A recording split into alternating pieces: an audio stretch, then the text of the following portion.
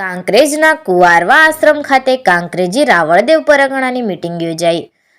કાંકરેજી પરગણું રાવળદેવ સમાજ દ્વારા આયોજિત તેજસ્વી તારલાઓના પ્રથમ ઇનામ વિતરણ કાર્યક્રમ આગામી તારીખ 30 નવેમ્બર 2025ના રોજ કાંકરેજના કુંવારવા આશ્રમ ખાતે યોજાનાર છે.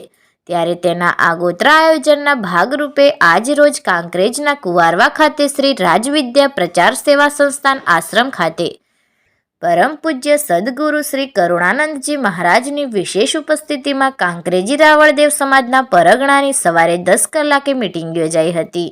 જેમાં કાર્યક્રમના તમામ આયોજક કાંકરેજી રાવળદેવ સમાજના પરગણાના દાતાશ્રીઓ સહિત રાવળદેવ સમાજના યુવાનો ખાસ ઉપસ્થિત રહ્યા હતા. આ પ્રસંગે કાર્યક્રમને અનુરૂપ વિવિધ ચર્ચા વિચારણા કરવામાં આવી હતી.